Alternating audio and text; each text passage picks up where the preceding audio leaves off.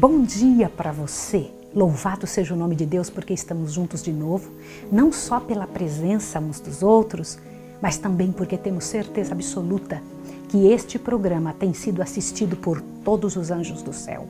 Há interesse do céu que este livro, Grande Conflito, que nós estamos estudando, seja colocado em todos os lares, seja levado a todas as casas e a todas as mentes. Este livro, que você e eu estamos agora participando da execução dele, faz uma diferença tremenda no coração das pessoas. É nossa chance agora, pela graça e poder de Deus, fazer a coisa acontecer. E para isso eu quero orar com você. Para que este material chegue aos corações, é preciso nós orarmos pedindo a Deus que nos abençoe. Vamos orar agora? Vamos lá? Bendito seja o nome do Senhor. Bendito para sempre seja teu nome, ó Deus bendito. Pela graça que nos dás de estarmos vivos nessa hora da história da terra, com toda a ajuda do céu, com toda a força do céu, para executarmos o trabalho que o Senhor nos confiou. Abençoa agora, Senhor, esta pessoa que está nos ouvindo, a sua casa e toda a responsabilidade que temos, em nome de Jesus. Amém, Senhor. Louvado seja Deus, porque já se foram 8 programas, 8 capítulos do livro Grande Conflito. E hoje, pela graça e poder de Deus, vamos estudar Despertam as Nações. O seu programa Tocha está começando.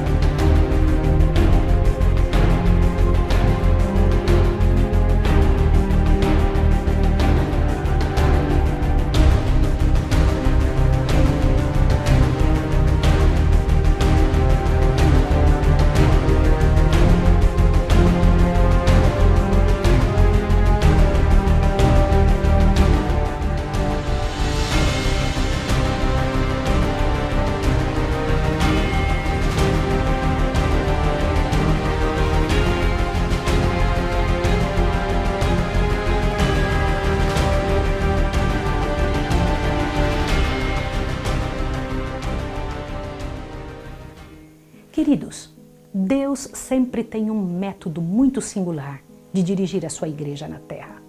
Na fundação da Igreja da Reforma, ele teve o mesmo proceder que na fundação da Igreja dos Discípulos. Ou seja, ele usou os homens mais simples e disponíveis no lugar de homens que procuravam o louvor e a admiração. Os mais abastados ou aqueles cultos não podiam simpatizar com seu semelhante e nem seriam colaboradores do homem de Nazaré. Os discípulos eram humildes. Os homens da Reforma, usados por Deus, eram humildes também. Pessoas que não tinham sido influenciados pelos enganos de sua época.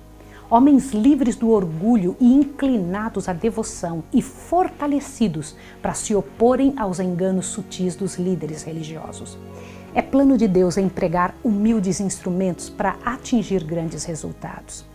Não será então dada a glória aos homens, e sim àquele que opera neles, o querer e o efetuar segundo a sua boa vontade. Poucas semanas havia se passado do nascimento de Lutero, quando em uma cabana simples nos Alpes, na fazenda e na casa de um mineiro, nascia um rapazinho que faria uma grande diferença na reforma. Zwinglio estava nascendo. Ele nasceu na Saxônia, na choupana de um pastor entre os Alpes. Imagine isso, hoje você vai saber de uma história linda. Zwinglio foi criado em um ambiente que lhe proporcionou pensar nas grandiosidades de Deus pelas cenas que ele via. Seu coração estava sempre a admirar o que estava exposto por Deus na natureza, nos montes, na grandeza dos Alpes, e era sua avó quem lhe contava as histórias mais lindas da Bíblia. Ele era fascinado pelas histórias dos patriarcas e profetas. E a visita dos anjos junto aos pastores para anunciar o nascimento de Jesus enchia o coração dele e ele queria ouvir uma e outra vez mais. Os pais de Zwinglio estavam dedicados em busca de melhores oportunidades a este filho, mas que fosse onde ele pudesse estar livre das oscilações e disseminações da vida comum. Foi então aos 13 anos para a cidade de Berna, na Suíça, Lá, porém, ele teve contato com um grande perigo para a família entendia que seria um grande perigo para ele. O que seria isso? Os frades e a ordem de monges viviam em busca de novos talentos para trazer para junto de si e fazê-los serem porta-vozes de suas crenças e ideias religiosas, bem como um pupilo para justificar os valores cobrados da família de origem. No entanto, o pai de Zwinglio não queria que o filho tivesse a vida ociosa dos frades e pediu que o filho voltasse imediatamente para casa, o que foi prontamente obedecido. Mas eu preciso comentar uma coisa com você sobre isso. Veja, como eu acabei de dizer, Lutero e Zwinglio nasceram na mesma época. Lutero ainda nem sonhava em fazer a reforma protestante. Como que o pai de Zwinglio já tinha essa impressão tão negativa pelo clero? Não queria que seu filho chegasse perto disso de jeito nenhum. Pare para pensar sobre isso.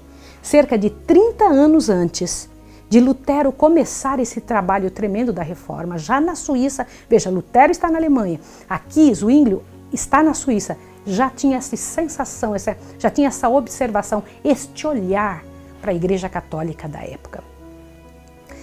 Lembrando que se Lutero tivesse permanecido no mosteiro onde estava, hoje o mundo nunca teria recebido o que dele foi usado por Deus.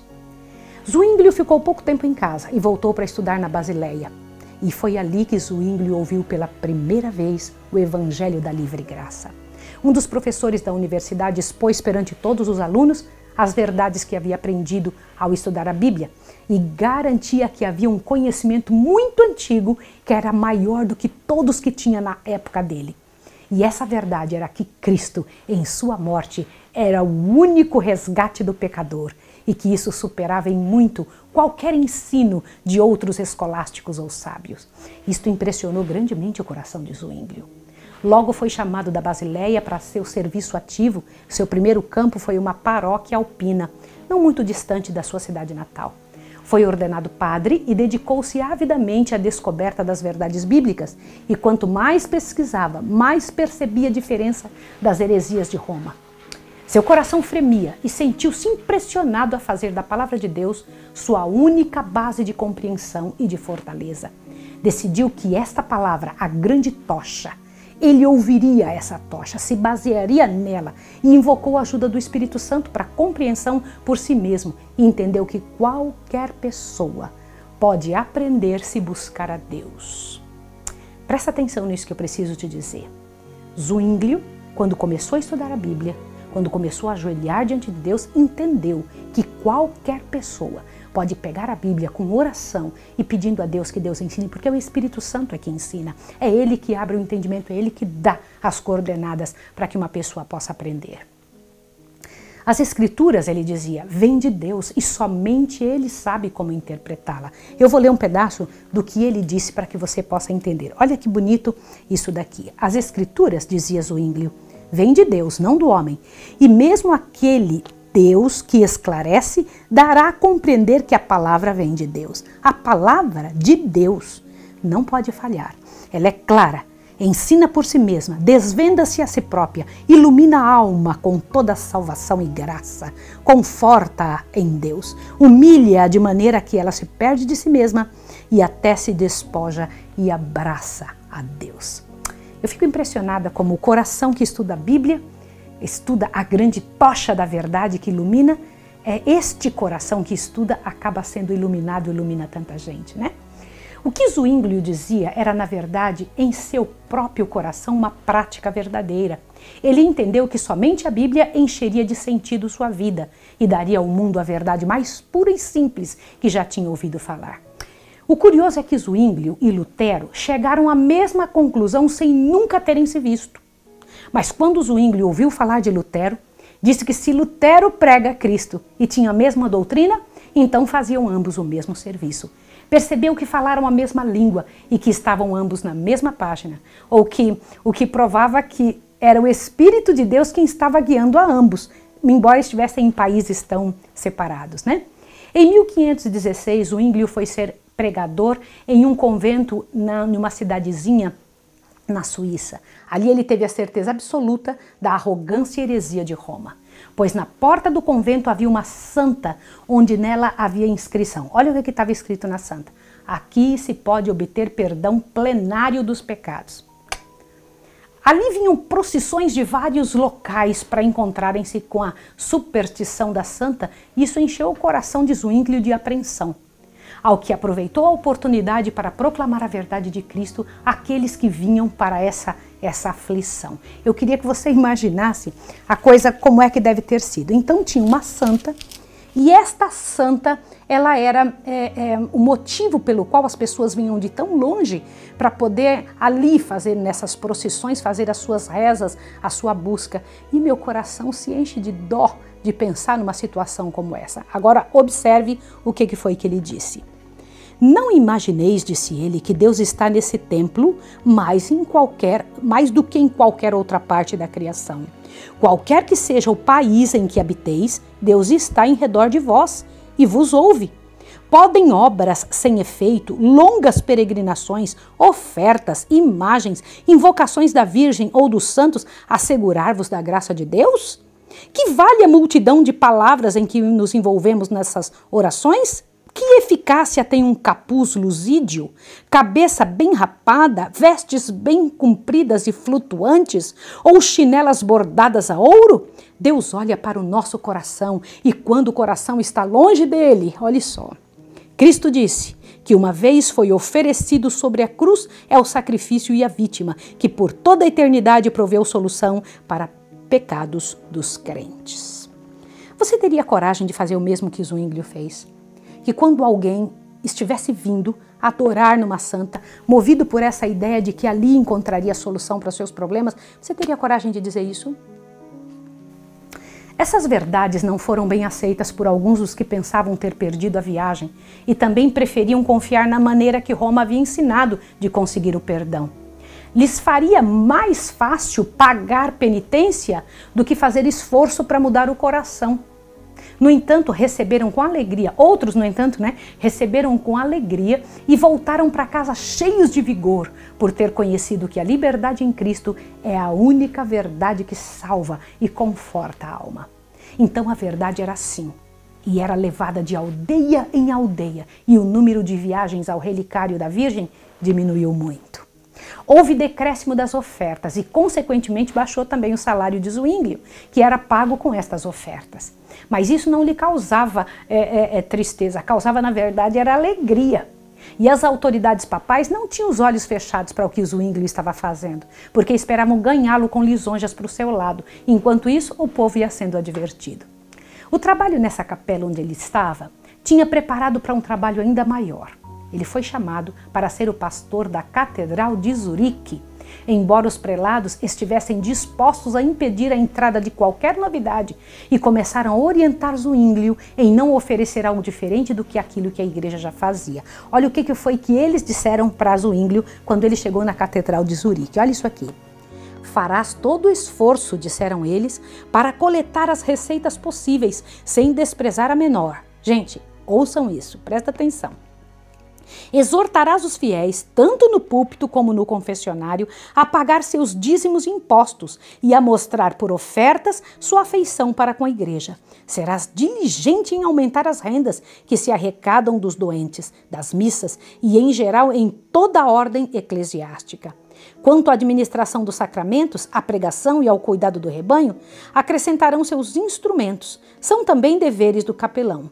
Acrescente os seus instrutores, aliás, Para estes, porém, pode empregar um substituto, e particularmente no pregar. Não administrarás o sacramento a ninguém, a não ser as pessoas notáveis, e unicamente quando chamado, proíbe-se fazer isso sem distinção de pessoas. É uma lista grande de situações que ele tinha que cumprir para continuar no cargo como pastor principal de Zurique. Zwinglio ouviu atentamente e em silêncio ouviu seus orientadores e agradeceu a honra.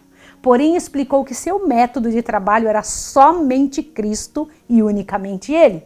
Ele disse assim: pregarei o livro de Mateus e a vida de Cristo, que tem sido por tanto tempo oculto ao povo, e também tirarei unicamente das Escrituras as verdades que pregarei. A glória de Deus, ao louvor de seu único Filho, a salvação real das almas e sua consagração da verdadeira fé que eu consagrei meu ministério. Na verdade, embora alguns tentassem dissuadi-lo, ele permaneceu firme. Declarou que o que ele fazia não era nada novo, mas o que a igreja fazia no primeiro tempo era isso que ele estava fazendo agora. Você entendeu bem o que ele quis dizer? Ele falou, o que eu estou fazendo não é nada novo, é o que a nossa igreja fazia lá quando os discípulos viviam. Eu não estou criando nada novo, isso já existia. Compreende isso? Na verdade, a verdadeira igreja do Senhor, ela existiu nessa época em que os discípulos estavam vivos. Depois foi entrando uma coisa e outra e a igreja se prostituiu. Uma multidão começou a vir ouvir Zwinglio e acotovelavam-se para ouvirem as verdades que ele trazia, as verdades que para eles eram novas do Evangelho, né? E ficavam felizes pela graça operante em suas vidas. Voltavam para casa renovados. Zwinglio não pregava somente o Evangelho, como também reprovava os exageros da igreja e a heresia e os males da corrupção e do clero. Mas embora seu trabalho fora recebido a princípio com entusiasmo, logo começou a oposição. Escárnios, zombarias, humilhações, insolência, ameaças foram métodos usados para intimidá-lo no desejo de atravancarem a obra que ele fazia. E eles simplesmente diziam, se quisermos levar pessoas a Cristo, teremos que suportar muitas desilusões. Nesse tempo chegou da Basileia um certo Luciano, trazendo os escritos de Lutero e dizendo que eles eram uma bênção grandiosa. Comentava que Lutero era inteligente, muito prudente e que valia a pena examinar as verdades ali contidas. Eu vou ler para você o que foi que eles disseram. Olhe bem, presta atenção. Na ocasião em que Deus passa a quebrar as algemas da ignorância e da superstição, então é que Satanás opera com o máximo poder para envolver os homens em trevas e segurar seus grilhões ainda mais firmemente. Surgindo nos diferentes países homens para apresentar ao povo perdão e a justificação pelo sangue de Cristo, Roma prosseguiu com renovada energia, abrindo seu mercado em todos os lugares, oferecendo dinheiro por dinheiro o perdão. Entendeu isso? Todo pecado tinha seu preço, e aos homens se concedia livre permissão do crime, contanto que o tesouro da igreja se conservasse cheio. Assim, ambos os movimentos prosseguiram, um oferecendo perdão do pecado por dinheiro e o outro mediante Cristo. Roma permitindo o pecado e dele fazendo sua fonte de renda, os reformadores condenando o pecado e apontando para Cristo com a propiciação e o libertador. Você percebeu a diferença? Na verdade, só existiam duas partes. Uma parte queria que o perdão fosse pago, que então a pessoa seria deixada livre da sua culpa se ela pagasse um valor para a igreja. Do outro lado, tinha um grupo dizendo, só Jesus, ele pode fazer esse trabalho no seu lugar. Na Alemanha, a venda das indulgências era confiada aos frades dominicianos e dirigida pelo infame Tetzel. Agora você vai ver uma história tenebrosa. Na Suíça, porém, estas vendas eram feitas e estava a cargo de Sansão, um monge italiano que, ao chegar na Suíça, mandou avisar a Zwinglio que estaria trazendo suas mercadorias à cidade vizinha. O que é isso? Eles traziam mercadorias, praticavam simonia. Eles trazendo essa mercadoria, eles vendiam essas mercadorias com o intuito de fazer a pessoa pensar que se não as tivesse, não estariam tão próximos de Deus. Qual não foi a pressa com que Zwinglio começou a abrir a mente do povo e Sansão teve que ir embora sem conseguir encher os cofres papais e conceder a eles a riqueza desejada? Em Zurique, Zwinglio pregou abertamente contra a venda de perdões, o que levou o povo a ficar avisado. Quando Sansão foi aproximando-se da cidade, foi interpelado por um emissário que o enviou e avisou que ninguém o queria ali com essa função. Sansão teve que ir embora sem vender um único perdão. Grande impulso recebeu a reforma com a chegada da grande peste em 1519, o que levou as pessoas a perceberem que a compra de perdões não as livrava verdadeiramente de nada. Zwinglio caiu doente em Zurique e se pensou que ele faleceria. Ficou muito mal e sentiam a sua saudade dele, mas quando voltou, estava mais forte do que nunca para continuar os trabalhos que tinham sido confiados a ele para pregar. E pregar era a sua missão, E o fazia com ardor, pregava sobre a origem do homem, a criação de Adão e Eva, o amor de Deus pela humanidade e o cuidado infinito de Deus para com seus filhos amados. Explicava que as pessoas não estão livres para pecar por terem a graça de Cristo à sua disposição. Suas pregações tinham vida e as catedrais não comportavam a multidão que vinha ouvir as mensagens de Deus. Mas eu preciso te explicar uma coisa. Nós vimos ontem que as pessoas gostavam de estar perto de Lutero. Agora as pessoas, nós estamos vendo no estudo de hoje, que amavam ficar perto de Zwinglio. Quero te contar uma coisa. Não é a pessoa. É o que Deus faz pela pessoa. Um instrumento usado se torna um espaço onde Deus usa. E então Deus é muito engraçado. Ele empresta para nós o seu poder e as pessoas, por amarem a verdade, elas se aproximam do instrumento. Compreende isso que eu estou te dizendo? Passo a passo avançava a reforma na Suíça, mas seus inimigos levantaram-se em ativa oposição. Há um ano antes, o reformador de Wittenberg havia dito seu não no concílio de Worms, e agora parecia que estava tudo se encaminhando para o mesmo fim na Suíça.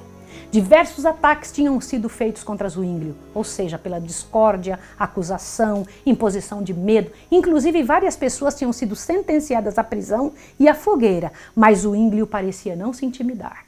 Foi então convocado um concílio onde Zwinglio foi acusado de estar disseminando doutrinas heréticas ao povo e estar causando desordens.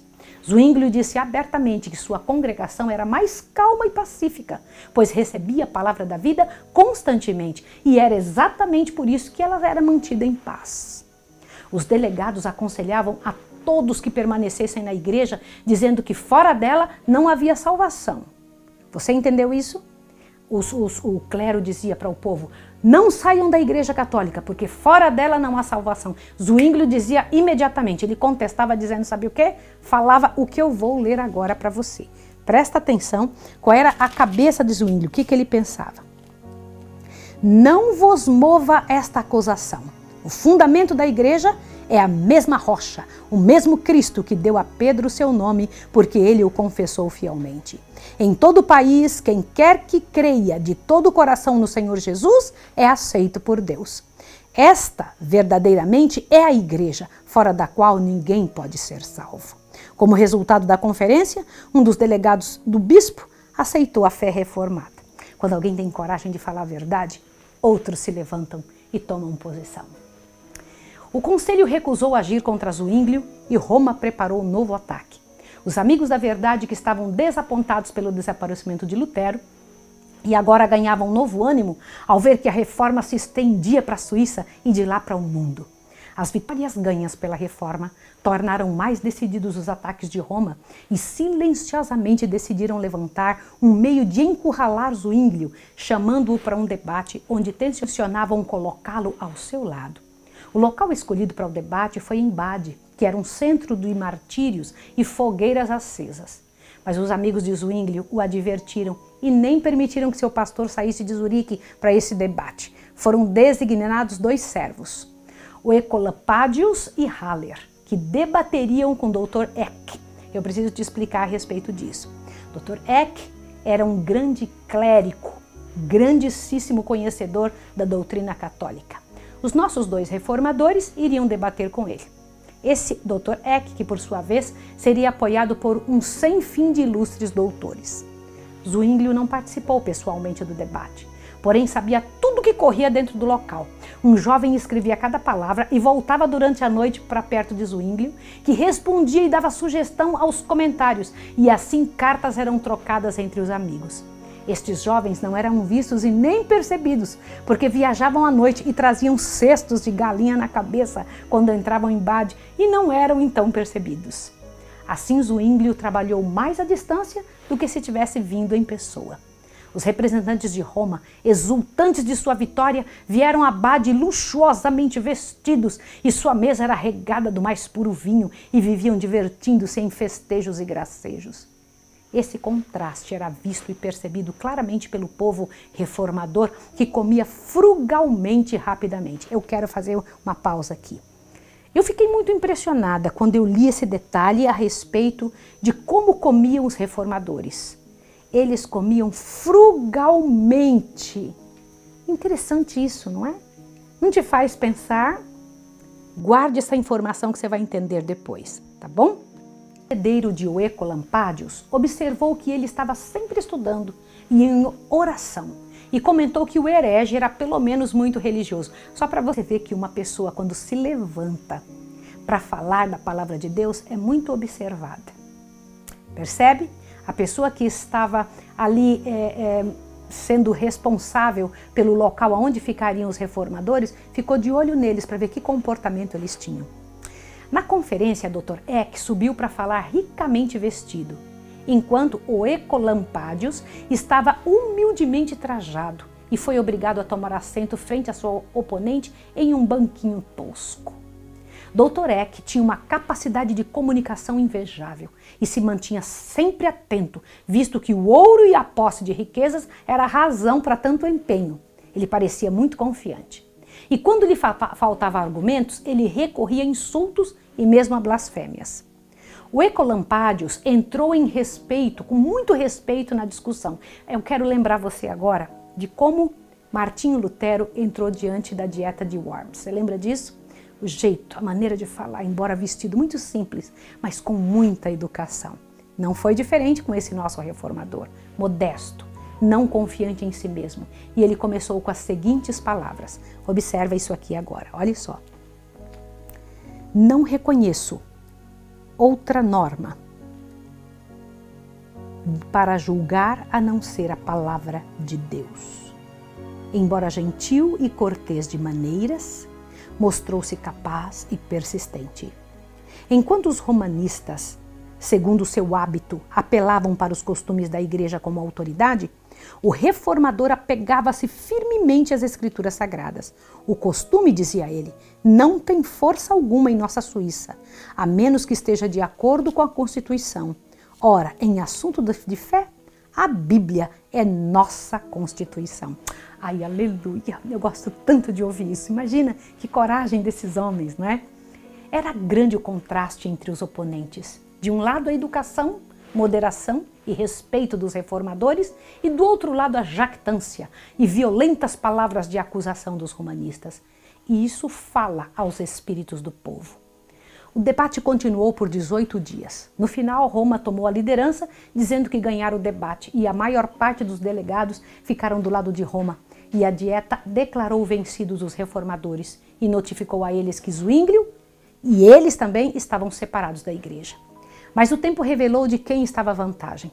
Não muito tempo depois, as importantes cidades de Berna e Basileia se declararam a favor da reforma. Isso não te faz pensar? Se não te enche o coração? Quando eu penso a respeito disso, eu fico, meu Deus, que bênção grandiosa. Num espaço, num lugar, estava o Senhor Deus levantando e movendo o coração de alguém na Alemanha. Num outro país, um pouco distante, ali separados pelos Alpes, estava um outro menininho nascendo com a mesma função. Deus estava tocando naquele coração para levantar a verdade de Deus na Suíça também. No nosso próximo estudo, você vai ficar impressionado de ver como se despertou a Europa. Quem veio ajudar? O que foi que aconteceu com Lutero? Qual foi o espaço especial que aconteceu na vida dele enquanto ele está ali fazendo um trabalho? Fique imaginando um paralelo aqui na Suíça e na Alemanha. E daqui a pouco você vai ver a reforma se estendendo para outros lugares. Eu vou orar com você agora. Amado Deus, querido Pai, abençoa-nos pela graça e pelo poder de Jesus. Fortalece-nos, Senhor, porque eu sei que teremos que defender o que cremos daqui a uns dias. Abençoa essa pessoa para que entenda a responsabilidade de todas estas situações em que está vivendo, para que Jesus possa habitar em sua casa e usá-la também. Em nome de Jesus. Amém. Vamos ver você amanhã. Estaremos juntos novamente, pela graça e pelo poder de Deus, com o estudo número 10, A Europa Desperta. Deus abençoe você e até amanhã.